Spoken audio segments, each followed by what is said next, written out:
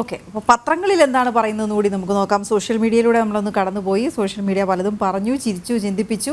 മാതൃഭൂമിയുടെ വലിയ വാർത്തയാണ് സാമ്പത്തിക പ്രതിസന്ധി മറികടക്കാൻ പിഴിച്ചിൽ ചികിത്സ എന്ന്. അതായത് വിവിധ വകുപ്പുകളിൽ നികുതി ഏർപ്പെടുത്താതെ നികുതിയേതരം എന്ന ഒന്നിനെ പേരിട്ട് വിളിക്കുന്ന ഫീസുകളുണ്ട്. വിവിധ സേവനങ്ങൾക്കുള്ള ഫീസ് വർദ്ധിപ്പിക്കാൻ സ്വാതന്ത്ര്യം കൊടുത്തുകൊണ്ടുള്ള ഉത്തരവും അതേക്കുറിച്ചുള്ള വാർത്തയുമാണ്.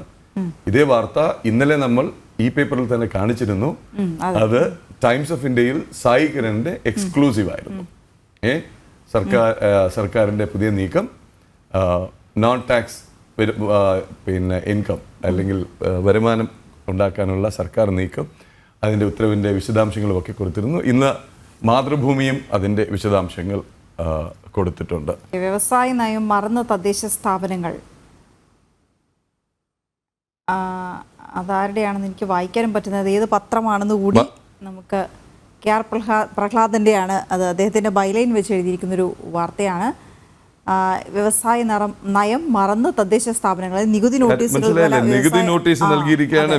വ്യവസായങ്ങളെ ഇതിലെ എന്നുള്ള വ്യവസായ മന്ത്രിയുടെ കഴിഞ്ഞ ദിവസത്തെ എക്സ്പോസ്റ്റർ, അതിന് താഴെ വന്ന ചില പ്രസക്തമായ കമന്റ്സും ഓടി വരും നികുതി നോട്ടീസ് തരാമെന്നായിരിക്കും ചിലപ്പോൾ അദ്ദേഹം ഉദ്ദേശിച്ചിട്ടുണ്ടാവുക. 450 സംരംഭങ്ങൾക്കാണ് ഇപ്പോൾ ഇത് അവിടെയൊക്കെ ചൂണ്ടിക്കാട്ടിയതും ഇത് തന്നെയായിരുന്നു. അതായത് നിങ്ങൾ ആദ്യം അരങ്ങൊരുക്കൂ, സാഹചര്യമുണ്ടാക്കൂ, അതിനുശേഷം സ്വാഗതം ചെയ്യൂ എന്നാണ്. അതേ ദിവസം തന്നെ മറ്റൊരു വാർത്ത വന്നിരുന്നു അന്നത്തെ സോഷ്യൽ സ്കൂപ്പിൽ.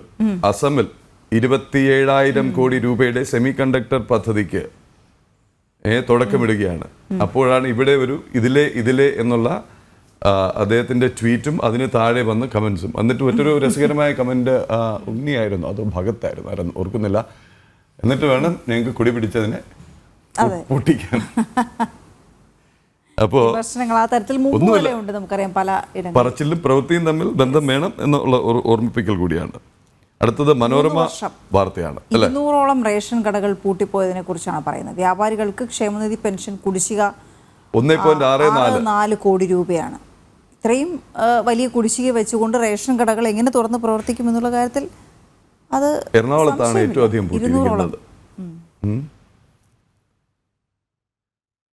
നോക്കാം അടുത്ത വാർത്ത. കടലാസും എഴുത്തും ഒഴിവാകും, ആധാരത്തിന് ടെംപ്ലേറ്റ് വരുന്നു. കേരളകൗമുദിയുടെ പ്രത്യേക വാർത്തയാണ്. ശ്രീകുമാർ പള്ളിയിലേത്തിന്റെ എക്സ്ക്ലൂസീവാണ്. കടലാസും എഴുത്തും ഒഴിവാകും, ആധാരത്തിന് ടെംപ്ലേറ്റ്. അതായത് ഇതെല്ലാം ഇനി ഈ ആധാർ ആവുകയാണ് അല്ലെ? ഈ ആധാരല്ല, ഈ ആധാരം അല്ലെങ്കിൽ ഈ പ്രമാണം വരുന്നു. ഒരുപാട് മെച്ചം ഉണ്ടാകുമെന്നാണ് സായി കിരണിന്റെ ഇന്നത്തെ എക്സ്ക്ലൂസീവാണ്.